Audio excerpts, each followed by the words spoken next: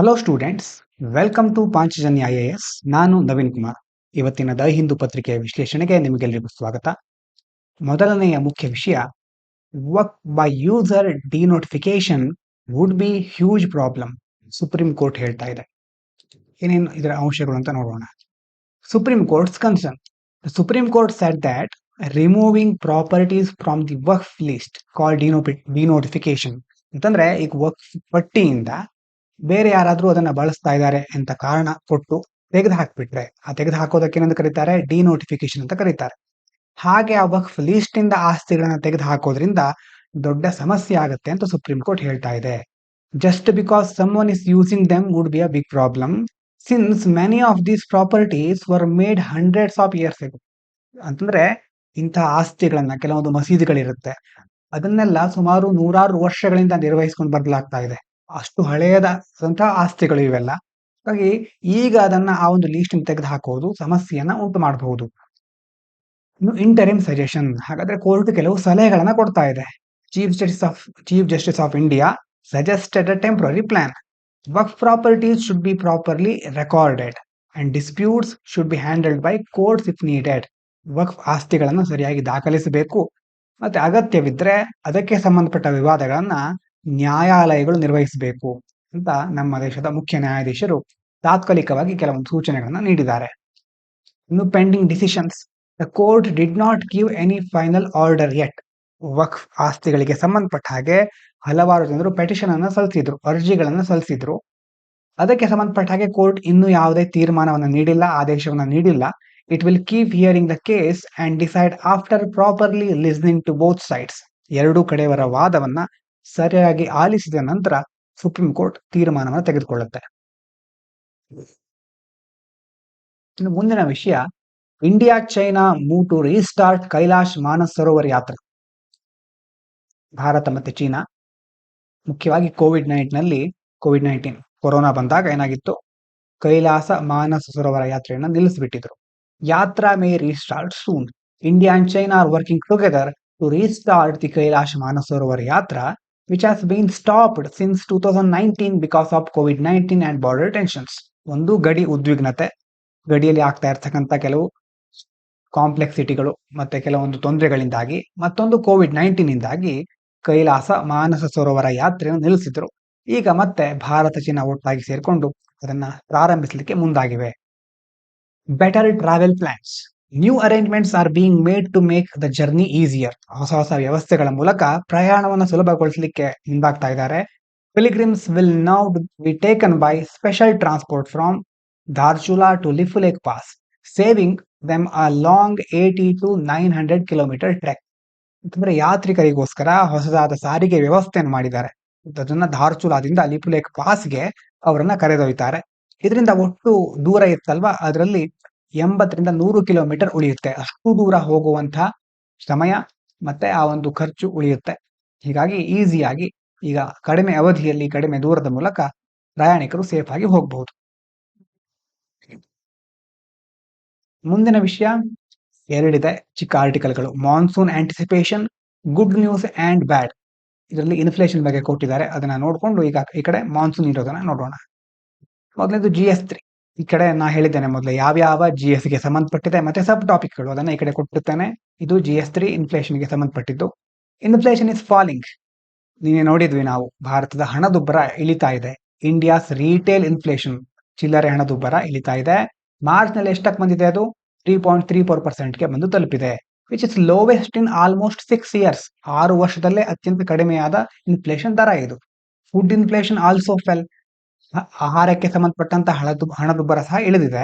With prices of vegetables, eggs and pulses going down. ಮುಖ್ಯವಾಗಿ ತರಕಾರಿ, ಮೊಟ್ಟೆ, ದ್ವಿದಳ ಧಾನ್ಯಗಳ ಬೆಲೆ ಕಡಿಮೆ ಆಗ್ತಾ ಇದೆ. This might lead to lower bank loan interest rate soon. ಹಾಗಾಗಿ ಬ್ಯಾಂಕ್ ಏನ್ ಮಾಡ್ತವೆ, ಸಾಲದ ಬಡ್ಡಿ ದರಗಳನ್ನ ಕಡಿಮೆ ಮಾಡುವುದಕ್ಕೆ ಇದು ಕಾರಣ ಆಗಬಹುದು. ಆದ್ರೆ good for consumers, bad for farmers. ಈ ಇನ್ಫ್ಲೇಷನ್ ಕಡಿಮೆ ಆಗೋದ್ರಿಂದ, ಇನ್ಫ್ಲೇಷನ್ ದರ ಇಳಿಯೋದ್ರಿಂದ ಗ್ರಾಹಕರಿಗೆ ಒಳ್ಳೇದಾಗುತ್ತೆ. ಯಾರು ಅದನ್ನ ಖರೀದಿ ಮಾಡ್ತಾರೋ ಅವರಿಗೆ ಒಳ್ಳೇದಾಗುತ್ತೆ. ಆದ್ರೆ ಆ ಬೆಳೆಗಳನ್ನ ಬೆಳೆದಿರ್ತಾರಲ್ವಾ ರೈತರು, ಅವರಿಗೆ ಲಾಸ್ ಆಗುತ್ತೆ, ಅವರಿಗೆ ಇದು ಕೆಟ್ಟ ಪರಿಣಾಮಗಳನ್ನ ಬೀರುತ್ತೆ. While falling prices are good for consumers, they hurt farmers incomes. Many farmers had to throw away crops like tomatoes because of prices were too low, sometimes as little as 1 rupees per kg. ಹಿಂದೆ ನಾವು ಹಲವಾರು ವಿಷಯಗಳನ್ನ ನೀವು ಕೇಳಿರಬಹುದು. ರೈತರು ಸರಿಯಾದ ಬೆಲೆ ಸಿಗದೆ ಟೊಮೆಟೊಗಳನ್ನ ಮತ್ತೆ ಕೆಲವು ಆಹಾರ ಪದಾರ್ಥಗಳನ್ನ ಎಸೆದು ಬಿಡ್ತಾ ಇದ್ರು. ಅಂದ್ರೆ ಇನ್ಫ್ಲೇಷನ್ ಫುಲ್ ಕಡಿಮೆ ಆದ್ರು, ದೊಡ್ಡ ಮಟ್ಟದಲ್ಲಿ ಅದು ಇಳಿದು ಬಿಟ್ರು ಸಹ ರೈತರಿಗೆ ಹಾನಿ ಆಗ್ಬಿಡುತ್ತೆ, ಆದಾಯ ಬರೋದಿಲ್ಲ. ಮೊದ್ಲೆಲ್ಲ ಎಷ್ಟು ಬೆಳೆಗಳನ್ನ ನಾಶ ಮಾಡಿದ್ದಾರೆ ರೈತರು ಅಂತಂದ್ರೆ ಸರಿಯಾದ ಬೆಲೆ ಸಿಗದೆ. ಕೆಲವೊಂದ್ ಸಾರಿ 1 ಕೆಜಿಗೆ 1 ರೂಪಾಯಿಯಷ್ಟು ಸಹ ಬೆಲೆಯನ್ನ ಕಡಿಮೆ ಮಾಡುವ ಪರಿಸ್ಥಿತಿಯನ್ನ ಅವರು ಅನುಭವಿಸಿದ್ದಾರೆ. Big problem, wastage and poor facilities. ನಮ್ಮ ದೇಶದಲ್ಲಿ ಇರುವಂತಹ ಕೆಲವು ಸಮಸ್ಯೆಗಳನ್ನ ಇಲ್ಲಿ ಕೊಟ್ಟಿದ್ದಾರೆ, ಸರಿಯಾಗಿ ನೆನಪಿಟ್ಟುಕೊಳ್ಳಿ. ಬೇನ್ಸ್ ಆನ್ಸರ್ ರೈಟಿಂಗ್ ನಲ್ಲಿ ಬಹಳ ಇಂಪಾರ್ಟೆಂಟ್ ಇದು. Huge part of India's farm produce is wasted after harvest. ನಮ್ಮ ದೇಶದಲ್ಲಿ ಹಲವಾರು ಸಮಸ್ಯೆಗಳಿಂದಾಗಿ ಯಾವುದೋ ಫಸಲ್ ಇರುತ್ತೆ, ಆ ಫಸಲನ್ನ ಕೊಯ್ದ ನಂತರ ಅದನ್ನ ಸರಿಯಾಗಿ ಉಳಿಸ್ಕೊಳ್ಳಿಕ್ಕೆ ಆಗ್ತಾ ಇಲ್ಲ. ಸಮಸ್ಯೆಗಳು ಏನೇನು ಅಂತಂದ್ರೆ ಲ್ಯಾಕ್ ಆಫ್ ಕೋಲ್ಡ್ ಸ್ಟೋರೇಜ್, ಶೀತಲ ಸಂಗ್ರಹಣೆಯ ಕೊರತೆ. ಈ ಫ್ರೂಟ್ಸ್, ವೆಜಿಟೇಬಲ್ಸ್, ಕೆಲವು ತರಕಾರಿಗಳೆಲ್ಲ ಇರುತ್ತವಲ್ವಾ, ಇದು ಹಾಳಾಗುವಂಥದ್ದು. ಅದನ್ನ ಸರಿಯಾದ ರೀತಿಯಲ್ಲಿ ಸಂಗ್ರಹಿಸದೇ ಇದ್ರೆ ಬೇಗ ಹಾಳಾಗ್ಬಿಡುತ್ತೆ, ಸ್ಪಾಯ್ಲ್ ಆಗುತ್ತೆ. ಕೋಲ್ಡ್ ಸ್ಟೋರೇಜ್ನ ಅವಶ್ಯಕತೆ ಇರುತ್ತೆ ಇಂತಹ ಬೆಳೆಗಳಿಗೆ. ಇನ್ನು ಸ್ಟೋರ್ ಮಾಡಿದರೆ ಸಾಕಾಗೋದಿಲ್ಲ, ಸರಿಯಾದ ವೇಳೆಗೆ ಮಾರುಕಟ್ಟೆಗೆ ತಲುಪಬೇಕು. ಪುವರ್ ಟ್ರಾನ್ಸ್ಪೋರ್ಟ್, ಅದಕ್ಕೆ ಸಹ ಸರಿಯಾದ ಸಾರಿಗೆ ವ್ಯವಸ್ಥೆಗಳಿಲ್ಲ. ಅಂಡ್ ವೀಕ್ ಮಾರ್ಕೆಟ್ ಆಕ್ಸೆಸ್, ಇನ್ನು ಮಾರುಕಟ್ಟೆಗೆ ತಲುಪಿದ ಮೇಲೆ ಅಲ್ಲಿ ಸಹ ಅವರಿಗೆ ಸರಿಯಾದ ಬೆಲೆಗಳು ಸಿಗೋದಿಲ್ಲ, ಮಧ್ಯವರ್ತಿಗಳು ಬರ್ತಾರೆ. ಹಾಗಾಗಿ ಎಲ್ಲ ಸಮಸ್ಯೆಗಳಿದೆ. This makes farmers lose money, especially small farmers who have very little land. ಒಬ್ಬ ರೈತ ಬಹಳ ಕಡಿಮೆ ಭೂಮಿಯನ್ನ ಹೊಂದಿದ್ದಾನೆ ಅಂತಂದ್ರೆ ಅವನಿಗೆ ಇದನ್ನೆಲ್ಲ ನಿರ್ವಹಿಸಲಿಕ್ಕೆ ಬಹಳ ಖರ್ಚಾಗ್ತಾ ಹೋಗುತ್ತೆ. ಮತ್ತೆ ಇರೋ ಕಡಿಮೆ ಬೆಳೆಗೆ ಎಷ್ಟು ಅಂತ ಅವನು ಖರ್ಚು ಮಾಡ್ತಾನೆ ಅಲ್ವಾ, ಅಂತಂದ್ರೆ ಅದನ್ನ ಮಾರಾಟ ಮಾಡ್ಲಿಕ್ಕೆ ಬಹಳ ದೂರ ಅಂತ ಹೋಗ್ಲಿಕ್ಕೆ ಆಗೋದಿಲ್ಲ. ಹೋದ್ರೂ ಸಹ ಖರ್ಚು ಅದಕ್ಕೆ ಜಾಸ್ತಿಯನ್ನ ಕೊಡ್ಬೇಕಾಗತ್ತೆ. ಹಾಗಾಗಿ ಚಿಕ್ಕ ರೈತರಿಗೆ, ಕಡಿಮೆ ಹಿಡುವಳಿಯನ್ನ ಹೊಂದಿರುವ ರೈತರಿಗೆ ಇದರಿಂದ ಪ್ರಾಬ್ಲಮ್ ಆಗುತ್ತೆ. ಅವರ ಆದಾಯ ಕುಸಿತಾ ಹೋಗುತ್ತೆ, ನಷ್ಟ ಏರ್ತಾ ಹೋಗುತ್ತೆ. Need to support rural economy. ಹಾಗಾಗಿ ಸರ್ಕಾರ ಏನ್ ಮಾಡಬೇಕು, farmers in India earn much less than those in other countries like China, Brazil and Mexico. China, Brazil, Mexico ಈ ಎಲ್ಲಾ ದೇಶಗಳ ರೈತರಿಗೆ ಹೋಲಿಸಿದ್ರೆ ನಮ್ಮ ದೇಶದ ರೈತರು ತುಂಬಾ ಕಡಿಮೆ ಆದಾಯವನ್ನು ಗಳಿಸ್ತಾ ಇದ್ದಾರೆ. The gap between rural and urban spending is still big. ಹಳ್ಳಿಗಳಲ್ಲಿ ಮಾಡ್ತಾ ಇರತಕ್ಕಂಥ ಖರ್ಚಿನ ಪ್ರಮಾಣಕ್ಕೂ ಅರ್ಬನ್ ಏರಿಯಾಸ್, ನಗರಗಳಲ್ಲಿ ಮಾಡ್ತಾ ಇರತಕ್ಕಂಥ ಖರ್ಚಿನ ಒಂದು ಪ್ರಮಾಣಕ್ಕೂ ದೊಡ್ಡ ಮಟ್ಟದ ಗ್ಯಾಪ್ ಇದೆ. ಅಂತಂದ್ರೆ ಖರ್ಚು ಮಾಡ್ಲಿಕ್ಕೆ ಅಷ್ಟು ಹಣ ಇರೋದಿಲ್ಲ, ಹಣ ಇಲ್ಲದೆ ಇರೋದ್ರಿಂದ ಅವರಿಗೆ ಖರ್ಚು ಮಾಡ್ಲಿಕ್ಕೆ ಆಗ್ತಾ ಇಲ್ಲ. And the government should treat this as a chance to improve farmers' income and boost rural demand.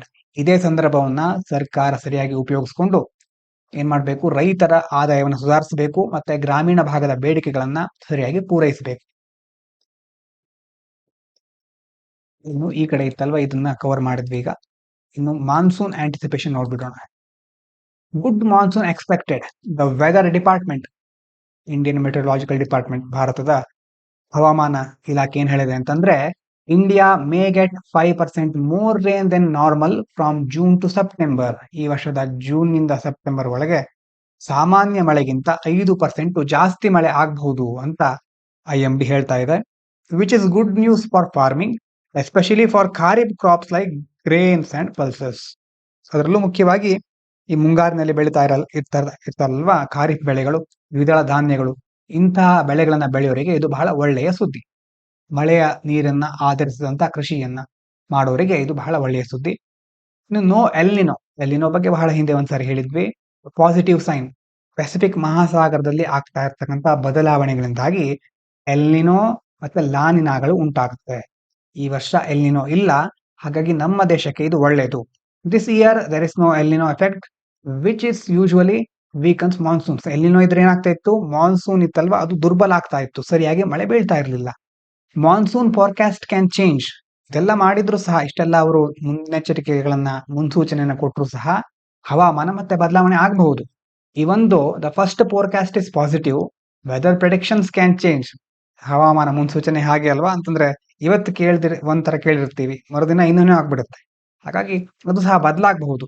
Because monsoon patterns also depends on near by factors like cyclones in the Arabian C and bay of Bengal.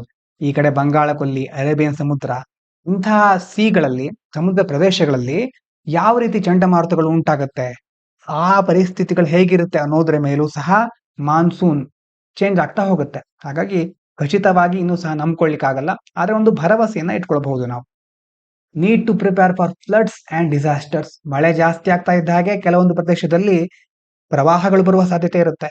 Heavy rains can cause floods and landslides like the disaster in Kerala's Wayanad last year.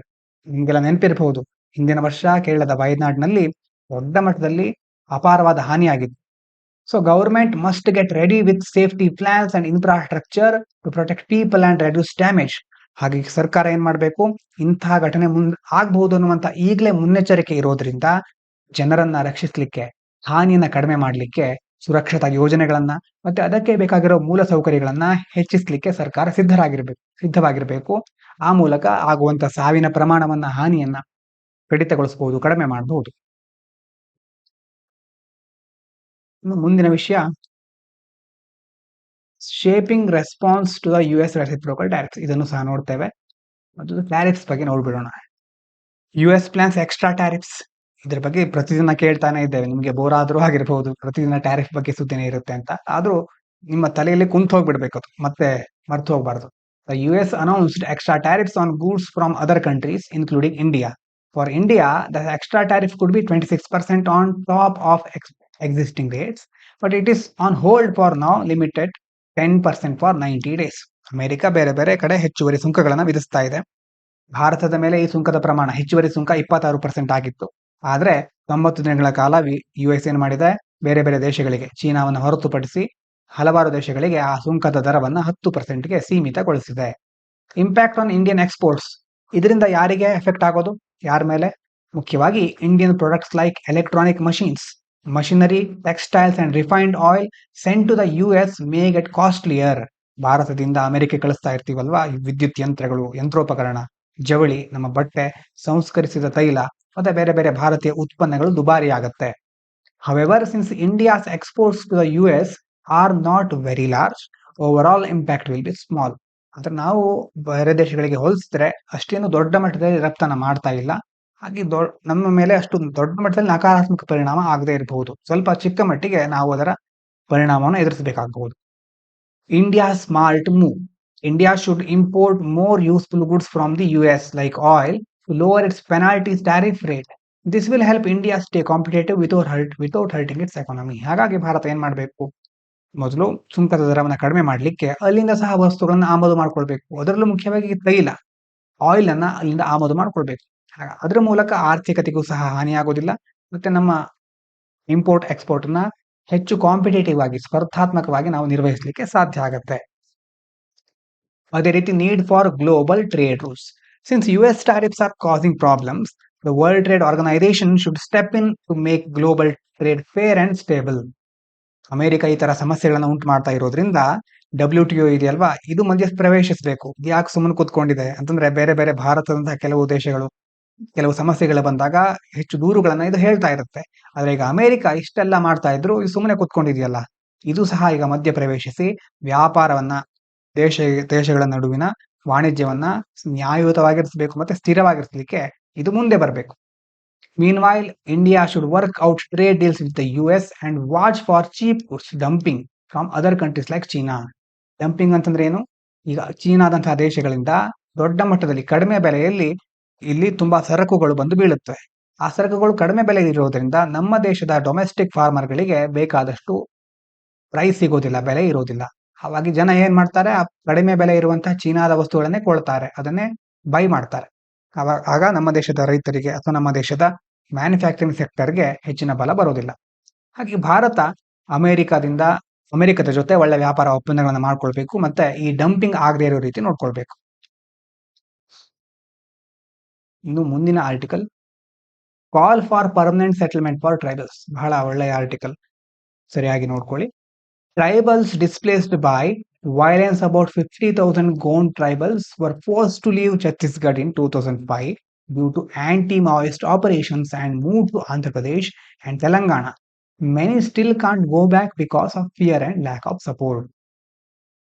ಇದನ್ನ ಸರಿಯಾಗಿ ನೋಡ್ಕೊಳ್ಳಿ, ಬೇರೆ ಬೇರೆ ಕಡೆ ನೀವು ಇದನ್ನ example ಆಗಿ ಬಳಸ್ಕೊಳ್ಬಹುದು. 2005ರಲ್ಲಿ ಏನಾಗಿತ್ತು, ಒಂದು ಮಾವೋವಾದಿ ವಿರೋಧಿ ಕಾರ್ಯಾಚರಣೆ ಆಗಿತ್ತು. ಕಾರ್ಯಾಚರಣೆಯಿಂದಾಗಿ ಆ ಒಂದು ಪ್ರದೇಶದಲ್ಲಿ, ಛತ್ತೀಸ್ಗಢದಲ್ಲಿ ಇರುವಂತಹ ಬುಡಕಟ್ಟು ಜನಾಂಗದವರನ್ನ, ಸುಮಾರು 50,000 ಜನರನ್ನ ಅಲ್ಲಿಂದ ಬೇರೆ ಕಡೆ ಸ್ಥಳಾಂತರಿಸ್ತಾರೆ, ಆಂಧ್ರ ಪ್ರದೇಶ ಮತ್ತೆ ತೆಲಂಗಾಣಕ್ಕೆ. ಆದ್ರೆ ಇನ್ನೂ ಸಹ ವಾಪಸ್ ಅವರಿಗೆ ಹೋಗ್ಲಿಕ್ಕೆ ಆಗ್ತಾ ಇಲ್ಲ. ಅವರ ಮೂಲ ನಿವಾಸ ಛತ್ತೀಸ್ಗಢ. ಆ ಬುಡಕಟ್ಟು ಜನಾಂಗದವರಿಗೆ ತಮ್ಮ ಮೂಲ ನಿವಾಸಕ್ಕೆ ಹೋಗ್ಬೇಕು ಅನ್ನೋ ಆಸೆ ಇರುತ್ತೆ. ಅಲ್ಲಿ ಅವರಿಗೆ ಬೇಕಾದ ಎಲ್ಲ ವ್ಯವಸ್ಥೆಗಳಿರುತ್ತೆ. ಆದ್ರೆ ಭಯ ಮತ್ತೆ ಬೆಂಬಲದ ಕೊರತೆಯಿಂದಾಗಿ ಅವರು ಹಿಂದಿರುಗಲಿಕ್ಕೆ ಸಾಧ್ಯ ಆಗ್ತಾ ಇಲ್ಲ. ಇನ್ನು ಈ ಕಡೆನೂ ಸಹ ಸರಿಯಾದ ವ್ಯವಸ್ಥೆಗಳಾಗ್ತಾ ಇಲ್ಲ. ಈಗ ಅವರು ಎಲ್ಲಿದ್ದಾರಲ್ವಾ ಅಲ್ಲಿ denied rights and land. Though the Forest Right Act says displaced tribals should get alternative forest land, governments have not provided land or proper help, leaving these people in a difficult situation for nearly 20 years. ಅಂತಂದ್ರೆ ಈಗ ಯಾವುದೋ ಒಂದು ಕಾರಣದಿಂದಾಗಿ ಈ ತರ ಸ್ಥಳಾಂತರಗೊಂಡ ಬುಡಕಟ್ಟು ಜನಾಂಗದವರಿಗೆ ಪರ್ಯಾಯ ಅರಣ್ಯ ಭೂಮಿ ಸಿಗಬೇಕು ಅಂತ ಅರಣ್ಯ ಹಕ್ಕುಗಳ ಕಾಯ್ದೆ ಹೇಳುತ್ತೆ. ಹೀಗಿದ್ರೂ ಸಹ ಅವರಿಗೆ ಹಕ್ಕುಗಳು ಮತ್ತೆ ಭೂಮಿಯನ್ನ ಕೊಡ್ತಾ ಇಲ್ಲ. ಸರಿಯಾದ ಸಹಾಯವನ್ನು ಸರ್ಕಾರ ಒದಗಿಸ್ತಾ ಇಲ್ಲ. ಇದರಿಂದಾಗಿ ಸುಮಾರು 20 ವರ್ಷಗಳಿಂದ ಅವರು ಕಠಿಣ ಪರಿಸ್ಥಿತಿಯನ್ನು ಅನುಭವಿಸ್ತಾ ಇದ್ದಾರೆ. Struggle for tribal status. ಇನ್ನು the new generation of displaced tribal in Andhra Pradesh and Telangana being treated as migrants, not tribals, meaning they miss out on government benefits meant for scheduled tribes. ಅಂತಂದ್ರೆ ಅಲ್ಲಿಂದ ಇಲ್ಲಿಗೆ ಬಂದಿದ್ದಾರೆ. ಬಂದ ಮೇಲೆ ಇಲ್ಲಿ ಹೊಸ ಜನರೇಷನ್ ತಯಾರಾಗಿದೆ. ಅದರಲ್ಲಿ ಹೊಸ ಹೊಸ ಜನರು ಬರ್ತಾರಲ್ವಾ, ಅವರಿಗೆ ಈ ಬುಡಕಟ್ಟು ಜನಾಂಗ ಅಂತ ಸ್ಟೇಟಸ್ ಕೊಡೋ ಬದಲು ವಲಸಿಗರು ಅಂತ ಅವರನ್ನ ಪರಿಗಣಿಸ್ತಾ ಇದ್ದಾರೆ. ಹಾಗಾಗಿ ಆ ಸ್ಟೇಟಸ್ ಸಿಗದೇ ಇದ್ರೆ ಅವರಿಗೆ ಆ ಪರಿಶಿಷ್ಟ ಪಂಗಡಗಳಿಗೆ ಸಿಗಬೇಕಾದಂತಹ ಸರ್ಕಾರಿ ಪ್ರಯೋಜನಗಳು ಸಹ ಸಿಗೋದಿಲ್ಲ. ಅದನ್ನು ಸಹ ಅವರು ಕಳ್ಕೊಳ್ತಾ ಇದ್ದಾರೆ. ಹೀಗಾಗಿ ನೀಡ್ ಫಾರ್ ಪರ್ಮನೆಂಟ್ ಸೆಟಲ್ಮೆಂಟ್. ಆ ಕಡೆನೂ ಸರಿಯಾದ ವ್ಯವಸ್ಥೆ ಇಲ್ಲ. ಇನ್ನು ಇರುವಂತಹ ಪ್ರದೇಶದಲ್ಲೂ ಬೇಕಾಗಿರೋ ಸೌಲಭ್ಯಗಳಿಗೆ ಸಿಗ್ತಾ ಇಲ್ಲ. ಅವರಿಗೆ ಒಂದು ಶಾಶ್ವತವಾದ ವ್ಯವಸ್ಥೆಯ ಅವಶ್ಯಕತೆ ಇದೆ. These tribals want to settle permanently where they are now, as they see better job opportunities and a safer life. They seek dignity, legal rights and government support just like other tribal groups. ಬೇರೆ ಬುಡಕಟ್ಟು ಜನಾಂಗದವರ ತರಾನೇ ತಮಗೂ ಸಹ ಘನತೆಯಿಂದ ಬದುಕುವಂಥದ್ದು, ಕಾನೂನು ಹಕ್ಕುಗಳನ್ನ ಪಡ್ಕೊಳ್ಳುವಂಥದ್ದು ಮತ್ತು ಸರ್ಕಾರದ ಬೆಂಬಲವನ್ನ ಇವರು ಸಹ ಬಯಸ್ತಾ ಇದ್ದಾರೆ. ಹಾಗಾಗಿ ಇವರು ಈಗ ಇರುವ ಸ್ಥಳದಲ್ಲೇ ಶಾಶ್ವತವಾಗಿ ನೆಲೆಸಲಿಕ್ಕೆ ಬಯಸ್ತಾ ಇದ್ದಾರೆ. ಅವರಿಗೆ ಅವಕಾಶ ಮಾಡಿಕೊಡ್ಬೇಕು. ಯಾಕಂದ್ರೆ ಈಗಿರುವ ಸ್ಥಳದಲ್ಲಿ ಅವರಿಗೆ ಉದ್ಯೋಗಾವಕಾಶಗಳು ಸಿಗ್ತಾ ಇದೆ ಮತ್ತೆ ಸುರಕ್ಷಿತ ಜೀವನ ನಡೆಸ್ತಾ ಇದ್ದಾರೆ. ಇಲ್ಲಿ ಅವರಿಗೆ ಬೇಕಾದಂತಹ ಹಕ್ಕುಗಳನ್ನ ಸೌಲಭ್ಯಗಳನ್ನ ಕೊಡೋದ್ರ ಮೂಲಕ ಸರ್ಕಾರ ಇನ್ನಷ್ಟು ಚೆನ್ನಾಗಿ ಈ ವಲಯವನ್ನ ನಿರ್ವಹಿಸಬೇಕು ಅಂತ ಈ ಆರ್ಟಿಕಲ್ ಅಲ್ಲಿ ಹೇಳ್ತಾ ಇದ್ದಾರೆ. ಅಂತಂದ್ರೆ ಇದರಿಂದ ಇಡೀ ಆನ್ಸರ್ ರೈಟಿಂಗ್ ನ ಇದರಿಂದ ಬರ್ಲಿಕ್ಕೆ ಆಗದೆ ಇದ್ರು ವಲ್ನರೇಬಲ್ ಸೆಕ್ಷನ್ಸ್ ಟ್ರೈಬಲ್ ಪೀಪಲ್ಗೆ ಸಂಬಂಧಪಟ್ಟ ಹಾಗೆ ಬೇರೆ ಬೇರೆ ಕಡೆ ಸೊಸೈಟಿ ಸೋಷಿಯಲ್ ಜಸ್ಟಿಸ್ ಎಸ್ಸೆಗಳಲ್ಲಿ ಹಲವಾರು ಕಡೆ ನೀವು ಇದನ್ನ ಉಪಯೋಗಿಸ್ಕೊಳ್ಬಹುದು. ಇದಾದ ನಂತರ ಮುಂದಿನದು ಇಲ್ಲಿ ಕೆಳಗಡೆ ಬಂದ್ರೆ WTO forecast global merchandise trade to fall 0.2% amid tariff tensions. ಟ್ಯಾರಿಫ್ಗಳನ್ನ ಬೇರೆ ಬೇರೆ ದೇಶದವರು ಹಾಕೊಳ್ತಾ ಇದ್ದಾರೆ, US ಚೀನಾ. ಇದರಿಂದ ಏನಾಗ್ತಾ ಇದೆ ಅಂತ ಇಲ್ಲಿ ಹೇಳಿದ್ದಾರೆ. WTO has predicted that global trade of goods might fall by 0.2% in 2025, mainly because of rising tariff tensions, especially involving the US ಮತ್ತೆ ಬೇರೆ ಬೇರೆ ದೇಶಗಳು ಹಾಕ್ತಾ ಇರ್ತಕ್ಕಂಥ ಸುಂಕದಿಂದಾಗಿ ಈ ವರ್ಷ 2025ರಲ್ಲಿ ಜಾಗತಿಕ ಸರಕುಗಳ ಒಟ್ಟು ವ್ಯಾಪಾರದ ಮೌಲ್ಯ 0.2% ಅಷ್ಟು ಕುಸಿಬಹುದು ಅಂತ WTO ವರ್ಲ್ಡ್ ಟ್ರೇಡ್ ಆರ್ಗನೈಸೇಷನ್ ಭವಿಷ್ಯವನ್ನು ನುಡಿತಾ ಇದೆ. If the situation get worse, world trade could shrink even more. ಇನ್ನೂ ಪರಿಸ್ಥಿತಿ ಹದಗೆಟ್ಟು ಬಿಟ್ರೆ ವಿಶ್ವ ವ್ಯಾಪಾರದ ಒಂದು ವ್ಯಾಲ್ಯೂ ಮತ್ತಷ್ಟು ತಗ್ಗಬಹುದು. ಬೈ ಅಪ್ ಟು 1.5%, 1.5% ಅಷ್ಟು ಕುಗ್ಗಬಹುದು. Which would badly affect developing countries. ಇದರಿಂದ ಹೆಚ್ಚು ಕೆಟ್ಟ ಪರಿಣಾಮವನ್ನು ಅನುಭವಿಸಬೇಕಾದವರು ಅಭಿವೃದ್ಧಿಶೀಲ ರಾಷ್ಟ್ರಗಳು, ಅಂತಂದ್ರೆ ಇನ್ನೂ ಸಹ ಡೆವಲಪ್ ಆಗ್ತಾ ಇರುವಂತ ದೇಶಗಳು. And slow down the global economy. ಮತ್ತೆ ಜಾಗತಿಕ ಆರ್ಥಿಕತೆ ನಿಧಾನವಾಗ್ತಾ ಹೋಗುತ್ತೆ, ನಿಧಾನಗತಿಯಲ್ಲಿ ಸಾಗ್ತಾ ಇರುತ್ತೆ. ಇದಾದ ನಂತರ ಈ ಕಡೆಯಲ್ಲಿ ನೋಡಿ AI ಬಗ್ಗೆ ಒಂದು ಆರ್ಟಿಕಲ್ ಇದೆ. Does AI still hallucinate or is becoming more reliable. AI ನ ಯೂಸ್ ಮಾಡ್ತಾ ಮಾಡೋರು ಇದನ್ನ ಚೆನ್ನಾಗಿ ತಿಳ್ಕೊಂಡಿರ್ಬೇಕು. AI tools like ChatGPT and Google's AI sometimes give wrong or made up answers called hallucinations. ಭ್ರಮೆ ಅಂತ ಹೇಳ್ತೀವಲ್ವಾ, ಆ ರೀತಿ. ಅಂತಂದ್ರೆ ಅದೇ ರೀತಿ AI ಗೂ ಸಹ ಭ್ರಮೆ ಆಗ್ತಾ ಇರುತ್ತೆ. ಕೆಲವೊಂದ್ಸರಿ ನಾವೇನೋ ಕೇಳಿರ್ತೇವೆ, ಸುಮ್ಮನೆ ಏನೋ ಕೊಟ್ಬಿಡೋದು, ಏನೇನೋ ಜನರೇಟ್ ಮಾಡ್ಬಿಡೋದು. ChatGPT ಮತ್ತೆ ಗೂಗಲ್ ನ AI ಇರುತ್ತಲ್ವಾ, ಇದೇನ್ ಮಾಡುತ್ತೆ ಅಂತಂದ್ರೆ ಏನೇನೋ ಅದೇ ಅಂದ್ಕೊಂಡು ಕೊಡ್ತಾ ಇರುತ್ತೆ. Especially when asked tricky or uncommon question. ಅಂದ್ರೆ ಅಸಾಮಾನ್ಯ ಪ್ರಶ್ನೆಗಳು, ಸಾಮಾನ್ಯವಾಗಿ ಕೇಳದೇ ಇರುವಂತಹ ಕೆಲವೊಂದು ಟ್ರಿಕ್ಕಿ ಕ್ವಶನ್ ಕೇಳಿದಾಗ ಮತ್ತೆ ಕಠಿಣವಾದ ಪ್ರಶ್ನೆಗಳನ್ನ ಕೇಳಿದಾಗ ಅದೇ ಏನನ್ನು ಕಲ್ಪಿಸ್ಕೊಂಡು ತಪ್ಪು ಉತ್ತರಗಳನ್ನ ಕೊಟ್ಟು ಬಿಡುತ್ತೆ. ಹಾಗಾಗಿ ಎಲ್ಲವನ್ನ ನಂಬ್ಕೊಳ್ಳಿಕ್ಕಾಗಲ್ಲ. ಒಂದ್ಸಾರಿ ವೆರಿಫಿಕೇಶನ್ ಮಾಡೋದು ಒಳ್ಳೇದು. Newer AI models are improving and making fewer mistakes on common topics because they are trained with more and better data. ಈಗೀಗ ಹೊಸ ಹೊಸ AI ಮಾದರಿಗಳು ಬರ್ತಾ ಇವೆ. ಈ AI ಮಾದರಿಗಳು ಅಂತಂದ್ರೆ ತಪ್ಪುಗಳನ್ನ ಕಡಿಮೆ ಮಾಡ್ತಾ ಇದೆ. ಯಾಕಂತಂದ್ರೆ ಹೆಚ್ಚು ಬೇರೆ ಬೇರೆ ಒಳ್ಳೆಯ ಮಾಹಿತಿಗಳೊಂದಿಗೆ ಅವರು ಆ AI ಮಾಡೆಲ್ ನ ಟ್ರೈನ್ ಮಾಡಿದ್ದಾರೆ. Experts believe AI can't fully stop hallucinating unless it gets real-time updates from all over the world, which isn't possible right now. ಈ AI hallucinate ಅದು ಗೊತ್ತಿಲ್ಲ ಅಂತ ಹೇಳಲ್ಲ ಅಷ್ಟು ಸುಲಭವಾಗಿ. ಗೊತ್ತಿದೆ ಅಂತ ತೋರಿಸ್ಕೊಳ್ಳಿಕ್ಕೆ ಏನೇನೋ ಕೊಡ್ತಾ ಇರುತ್ತೆ. ಹಾಗಾಗಿ ನಾವು ಅದನ್ನ ನೋಡ್ಕೋಬೇಕು. ಹಾಗಾಗಿ ಹ್ಯಾಲುಸಿನೇಷನ್ ತಪ್ಪಿಸಬೇಕು ಅಂತಂದ್ರೆ ಅದಕ್ಕೆ ರಿಯಲ್ ಟೈಮ್ ಅಪ್ಡೇಟ್ಗಳು ಬೇಕು. ಇಡೀ ವಿಶ್ವದಲ್ಲಿ ಏನೇನಾಗ್ತಾ ಇದೆ ಅನ್ನುವಂತಹ ನೈಜ ಸಮಯದ ಮಾಹಿತಿ ಅದಕ್ಕೆ ಫೀಡ್ ಆಗಿರಬೇಕು. ಆದ್ರೆ ಅದು ಅಷ್ಟು ಸುಲಭವಾಗಿ ಈ ಸಂದರ್ಭದಲ್ಲಿ ಸಾಧ್ಯ ಇಲ್ಲ. ಯಾಕಂದ್ರೆ ಟ್ರೈನ್ ಮಾಡ್ಲಿಕ್ಕೆ ಬಹಳಷ್ಟು GPUಗಳು, ಗ್ರಾಫಿಕಲ್ ಪ್ರೊಸೆಸಿಂಗ್ ಯೂನಿಟ್ಗಳು ಬೇಕಾಗುತ್ತೆ. ಎಲ್ಲಾ ಸೌಲಭ್ಯಗಳು, ಮೂಲ ಸೌಕರ್ಯಗಳು ಬೇಕಾಗುತ್ತೆ. ಪವರ್, ಹಲವಾರು ರೀತಿಯ ಅವಶ್ಯಕತೆಗಳಿರುತ್ತೆ. ಕಾಸ್ಟ್ ಜಾಸ್ತಿ ಇರುತ್ತೆ. ಹಾಗಾಗಿ ಅಷ್ಟು ಸುಲಭವಾಗಿ ನೈಜ ಸಮಯದ ಮಾಹಿತಿಯನ್ನ, ಇಡೀ ಜಗತ್ತಿನ ಮಾಹಿತಿಯನ್ನ ಅದಕ್ಕೆ ಕೊಡ್ಲಿಕ್ಕೆ ಸಾಧ್ಯ ಆಗೋದಿಲ್ಲ. ಸ್ವಲ್ಪ ಮಟ್ಟಿಗಾದ್ರೂ ಹ್ಯಾಲುಸಿನೇಷನ್ ಇರುತ್ತೆ. ಭ್ರಮೆಯಿಂದ ಅದು ಉತ್ತರ ಕೊಡುವ ಸಾಧ್ಯತೆ ಇರುತ್ತೆ. To reduce mistakes, AI can be trained in smarter ways. ಮಿಸ್ಟೇಕ್ಗಳನ್ನ ಕಡಿಮೆ ಮಾಡಬೇಕು ಅಂತಂದ್ರೆ ಕೆಲವು ಒಳ್ಳೆಯ ಮೆಥಡ್ಗಳನ್ನ ಬಳಸಬಹುದು. Like using trusted sources, focusing on specific task, small models, or learning step by step like humans curriculum learning. ಅಂತಂದ್ರೆ ವಿಶ್ವಾಸಾರ್ಹ ಮೂಲಗಳನ್ನ ಬಳಸುವುದು. ಮತ್ತೆ ಅದೇ ರೀತಿ ನಿರ್ದಿಷ್ಟ ಕಾರ್ಯಗಳ ಮೇಲೆ ಕೇಂದ್ರೀಕರಿಸುವುದು. ಸಣ್ಣ ಸಣ್ಣ ಮಾದರಿಗಳಿರುತ್ತೆ AI ಮಾಡೆಲ್ಗಳು. ಆ ಒಂದು AI ಮಾಡೆಲ್ ಅಲ್ಲಿ ಉದಾಹರಣೆಗೆ ಮ್ಯಾಥ್ಸ್ ರಿಲೇಟೆಡ್ AI ಇರುತ್ತೆ. ಅದು ಕೇವಲ ಮ್ಯಾಥ್ಸ್ ಗೆ ಸಂಬಂಧಪಟ್ಟ ಉತ್ತರವನ್ನ ಮಾತ್ರ ಕೊಡುತ್ತೆ. ಈ ರೀತಿ ಡೆವಲಪ್ ಮಾಡಿದ್ರೆ ನೀವು ಬೇರೆ ಯಾವುದೋ ಫೀಲ್ಡಿನ ಉತ್ತರಗಳನ್ನ ಅಥವಾ ಅದಕ್ಕೆ ಸಂಬಂಧಪಟ್ಟ ಕ್ವಶನ್ ಅನ್ನ ಅದು ಆನ್ಸರ್ ಮಾಡೋದಿಲ್ಲ. ಮ್ಯಾಥ್ಸ್ ಮಾತ್ರ ನನ್ನ ಏರಿಯಾ ಅಂತ ಅದು ಹೇಳುತ್ತೆ. ಅಂತ AI ಮಾಡೆಲ್ ಇಟ್ಕೊಂಡ್ರೆ ಹೆಚ್ಚು ಒಳ್ಳೆಯದು. ಜನರಲ್ ಆಗಿ ನೀವು ಕ್ವಶನ್ ಕೇಳಿದ್ರೆ ಅದು ಏನೇನ್ ಬೇಕಾದ್ರೂ ಕೊಡಬಹುದು. ಅಂಥ ವಿಧಾನಗಳ ಮೂಲಕ ಒಂದು ಸ್ಪೆಸಿಫಿಕ್ ಆದ AI ಮಾಡೆಲ್ಗಳು ಮತ್ತೆ ಹಂತ ಹಂತವಾಗಿ ಅದಕ್ಕೆ ಟ್ರೈನ್ ಮಾಡೋದು ಮುಂತಾದ ವಿಧಾನಗಳ ಮೂಲಕ ನಾವು ಈ ತಪ್ಪುಗಳನ್ನ ಕಡಿಮೆ ಮಾಡಬಹುದು. ಇದಾದ ನಂತರ ಇಲ್ಲೊಂದು ಸುಪ್ರೀಂ ಕೋರ್ಟ್ ಹೇಳೋ ಒಳ್ಳೆಯ ಸ್ಟೇಟ್ಮೆಂಟ್ ಕೊಟ್ಟಿದೆ ನೋಡಿ. Urdu is the finest specimen of composite culture ethos of India say supreme court. ಸೊಸೈಟಿಯಲ್ಲಿ ಬಳಸ್ಕೋಬಹುದು. ಏನ್ ಹೇಳಿದೆ ಅಂತಂದ್ರೆ, language is not link to religion. ಭಾಷೆಗೂ ಧರ್ಮಕ್ಕೂ ಸಂಬಂಧ ಇರೋದಿಲ್ಲ. Supreme court said language is a way of communication. ಭಾಷೆ ಸಂವಹನದ ಒಂದು ಮಾರ್ಗ ಅಷ್ಟೇ, ಅದೇ ಒಂದು ಧರ್ಮ ಅಲ್ಲ. Saying Hindi belongs to Hindus and Urdu to Muslim is wrong. Hindi ಎಲ್ಲ ಹಿಂದೂಗಳಿಗೆ ಸೇರಿರೋದು, ಉರ್ದು ಮುಸ್ಲಿಮರಿಗೆ ಸೇರಿರೋದು ಅಂತ ಹೇಳೋದು ತಪ್ಪು. Both are Indian languages. ಎರಡೂ ಭಾಷೆಗಳಷ್ಟೇ ಅಂತ ಸುಪ್ರೀಂ ಕೋರ್ಟ್ ಹೇಳ್ತಾ ಇದೆ. Urdu is a part of India's culture. Urdu ಸಹ ಭಾರತದ ಸಂಸ್ಕೃತಿಯ ಒಂದು ಭಾಗ. Court called Urdu a beautiful example of India's mixed cultural history. ಭಾರತದ ಇತಿಹಾಸದಲ್ಲಿ ಒಂದು ಮಿಶ್ರವಾದ ಸಾಂಸ್ಕೃತಿಕ ಬೆಳವಣಿಗೆಗೆ ಉರ್ದು ಅನ್ನೋದು ಒಂದು ಸುಂದರವಾದ ಉದಾಹರಣೆ. It is sad Hindi and Urdu are very similar in structure, grammar and sound and both have grown together in India. Hindi ಮತ್ತೆ ಉರ್ದುಗಳಲ್ಲಿ ಕೆಲವೊಂದ್ಸಾರಿ ರಚನೆ, ವ್ಯಾಕರಣ ಮತ್ತೆ ಧ್ವನಿಯಲ್ಲಿ ಬಹಳ ಹೋಲಿಕೆ ಇದೆ. ಮತ್ತೆ ಎರಡು ಭಾರತದಲ್ಲಿ ಒಟ್ಟಿಗೆ ಬೆಳೆದಿದೆ ಅಂತ ಸುಪ್ರೀಂ ಕೋರ್ಟ್ ಹೇಳ್ತಾ ಇದೆ. ಇದನ್ನ ತಲೆಯಲ್ಲಿ ಇಟ್ಕೊಳ್ಳದೆ ಅದಕ್ಕೆ ಸಂಬಂಧಪಟ್ಟ ಹಾಗೆ ನಾವು ಬೇರೆ ಬೇರೆ ಗಲಾಟೆಗಳನ್ನ ಮಾಡ್ಕೊಳ್ತಾ ಕೂರ್ತೇವೆ. ಹಾಗಾಗಿ ಭಾಷೆ ಅನ್ನೋದು ಒಂದು ಕಮ್ಯುನಿಕೇಶನ್ ಇರುವಂತ ಮಾಧ್ಯಮ ಅಂತ ನಮ್ಮ ತಲೆಯಲ್ಲಿದ್ದರೆ ಸಾಕು. ಇನ್ನು ಕೊನೆಯದಾಗಿ ಇರುವಂತಹ ಆರ್ಟಿಕಲ್ ಯಾವ್ದನ್ನ ಬಿಟ್ಟಿದೀವಿ, ಒಂದಿದೆ ನೋಡಿ. Almonds rein in weight, cholesterol and hypertension confirm study. Almonds ಅಂತಂದ್ರೆ ಏನು?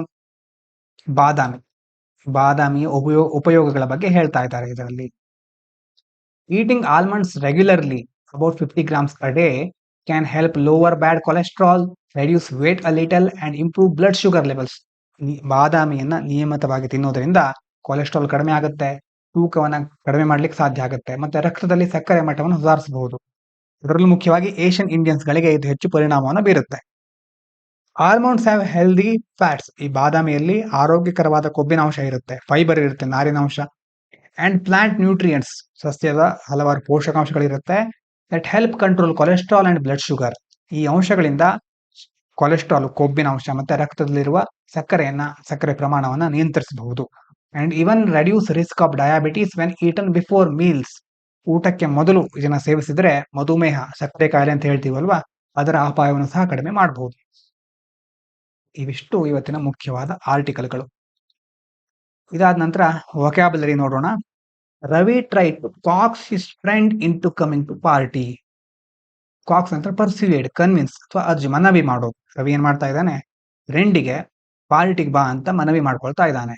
But his friend was too agonised by his recent failure to enjoy anything. ಆದ್ರೆ ಸ್ವಲ್ಪ ದಿನದಿಂದ ಅವನು ಯಾವುದೋ ಒಂದು ಕೆಲಸದಲ್ಲಿ ಫೇಲ್ಯೂರ್ ಅನ್ನ ಕಂಡಿದ್ದ, ಸೋತಿದ್ದ. ಹಾಗಾಗಿ ಅವನಿಗೆ ಅಗೊನೈಸ್ ಅಂತಂದ್ರೆ ನರಳ್ತಾ ಇದ್ದ ಅವನು, ಅಂತಂದ್ರೆ ಅದರಿಂದ ಆ ಒಂದು ಫೇಲ್ಯೂರ್ ಇಂದಾಗಿ ಅವನು ಬಹಳ ದುಃಖ ಪಡ್ತಾ ಇದ್ದ. ಪೇನ್, ಟಾರ್ಮೆಂಟೆಡ್, ಡಿಸ್ಟ್ರೆಸ್, ಅಗೊನೈಸ್ ಅಂತಂದ್ರೆ ಅದರಿಂದ ಅವನು ಕಷ್ಟ ಪಡ್ತಾ ಇದ್ದ. The mood at his house was sambar ಅಂತಂದ್ರೆ ಮಂಕುಗೊಂಡೋದು. ಈ ಎಲ್ಲ ಕಡೆ ಮಂಕು ಕೋವಿದ ವಾತಾವರಣ ಅಂತ ಹೇಳ್ತೀವಲ್ವಾ, ಆ ರೀತಿ ಗ್ಲೂಮಿ, ಡಲ್ ಆಗಿರೋದು. ಅವನ ಮೂಡ್ ಯಾವಾಗ ಈಗ ಡಲ್ ಆಗಿತ್ತು. And the thought of going to glitzy ಅಂತಂದ್ರೆ ಗ್ಲಿಟ್ಸಿ ಪಾರ್ಟಿ. ಗ್ಲಿಟ್ಸಿ ಮೀನಿಂಗ್ ಅಂತಂದ್ರೆ ಹೊಳೆಯೋದು ಅಂತಂದ್ರೆ ಇಲ್ಲಿ ಯಾವ ಅರ್ಥ ಅಂತಂದ್ರೆ, ಈಗ ಪಾರ್ಟಿ ಏನು ದೊಡ್ಡ ದೊಡ್ಡ ಆಕರ್ಷಣೀಯ ಪಾರ್ಟಿಗಳಿರುತ್ತಲ್ವಾ, ಅಂತ ಪಾರ್ಟಿಗಳಿಗೆ, ಜಗಮಗಿಸ್ತಾ ಇರುವಂತ ಪಾರ್ಟಿಗಳಿಗೆ ಹೋಗೋದು ಈಗ ಅವನಿಗೆ ಸರಿ ಅನಿಸ್ತಾ ಇರಲಿಲ್ಲ. Thought of going to glitzy party felt too much for him. ಅದೇನು ಅವಶ್ಯಕತೆ ಇಲ್ಲ, ಈಗ ತುಂಬಾ ಆಯ್ತು ಅದು, ಅದನ್ನ ಈಗ ಬೇಡ ಅಂತ ಅವನಿಗೆ ಅನಿಸ್ತಾ ಇತ್ತು. Climbing out of that sadness felt like an arduous task. Arduous ಅಂತಂದ್ರೆ ತುಂಬಾ ಡಿಫಿಕಲ್ಟ್ ಆಗಿರುವಂತ, ಕಠಿಣವಾಗಿರುವಂತ ಕೆಲಸ. ಆ ಒಂದು ಸ್ಯಾಡ್ನೆಸ್ ಇಂದ ಹೊರಗೆ ಬರ್ಲಿಕ್ಕೆ ಅವನಿಗೆ ಅಷ್ಟೇ ಕಷ್ಟ ಆಗ್ತಾ ಇತ್ತು. But Ravi promise to stay by his side. ಆದ್ರೆ ರವಿ ಏನ್ ಮಾಡ್ತಾನೆ, ಈ ಕಷ್ಟಗಳನ್ನ ಎದುರಿಸ್ತಾ ಇರುವಂತ ಫ್ರೆಂಡಿನ ಜೊತೆ ನಾನಿನ್ ಜೊತೆ ಇರ್ತೇನೆ ಅಂತ ಭರವಸೆಯನ್ನು ತೋರ್ತಾನೆ. ನಿನ್ನೆ question, ಬೈಜಾಕ್ is a composition of the teaching of Saint Dadu Dayal. Philosophy of Pustimarg was proposed by Madhvacharya. ಇದಕ್ಕೆ ಆನ್ಸರ್ ನೈದರ್ ಒನ್ ನಾಟ್. ಇವತ್ತಿನ ಕ್ವಶನ್ ನೋಡಿ, rapid financing instrument and rapid credit facility related to the provisions of lending by which of the following? Asian Development Bank, International Monetary Fund, United Nations Environment Programme Finance Initiative, World Bank. ಇದರಲ್ಲಿ ಸರಿಯಾದ ಉತ್ತರ ಯಾವುದು ಅಂತ comment ಮಾಡಿ. ಮೇನ್ಸಿಗೋಸ್ಕರ ಇರುವಂತ question, discuss the challenges faced by displaced tribal communities in India. ನೆನಪಾಗ್ತಾ ಇದೆಯಾ? ಬುಡಕಟ್ಟು ಜನಾಂಗದವರನ್ನ ಸ್ಥಳಾಂತರ ಮಾಡಿದ ಆ ಒಂದು ಆರ್ಟಿಕಲ್ ಅನ್ನು ನೋಡಿದ್ದೀವಿ. ಆ ಬುಡಕಟ್ಟು ಜನಾಂಗದವರು ಯಾವ್ಯಾವ ಸಮಸ್ಯೆಗಳನ್ನ ಎದುರಿಸ್ತಾ ಇದ್ದಾರೆ, ಸ್ಥಳಾಂತರಗೊಂಡಿರೋರು. With special reference to Gond tribals displaced from Chhattisgarh. ಈ ಒಂದು ಉದಾಹರಣೆ ಮೂಲಕ ನೀವು ಅದನ್ನ ಎಕ್ಸ್ಪ್ಲೇನ್ ಮಾಡಬಹುದು. What measures can be taken to ensure their social, economic and legal rehabilitation. ಅವರ ಸ್ಥಳಾಂತರಕ್ಕೆ ಸಂಬಂಧಪಟ್ಟ ಹಾಗೆ ಸಾಮಾಜಿಕವಾಗಿ, ಆರ್ಥಿಕವಾಗಿ ಯಾವ ರೀತಿ ನಾವು, ಮತ್ತೆ ಲೀಗಲ್ ಆಗಿ, ಕಾನೂನಾತ್ಮಕವಾಗಿ ಹೇಗೆ ಅವರಿಗೆ ಬೇರೆ ಬೇರೆ ಸಹಾಯವನ್ನ ಮಾಡಬಹುದು, ಪರಿಹಾರವನ್ನು ಕೊಡಬಹುದು. ಇದಕ್ಕೆ ಆನ್ಸರ್ ರೈಟಿಂಗ್ ಅನ್ನ ಪ್ರಾಕ್ಟೀಸ್ ಮಾಡಿ. ಥಿಂಕ್ ಮಾಡ್ಲಿಕ್ಕೆ ಇಂಟರ್ವ್ಯೂ ಕ್ವಶನ್ ಬಂದಿದೆ.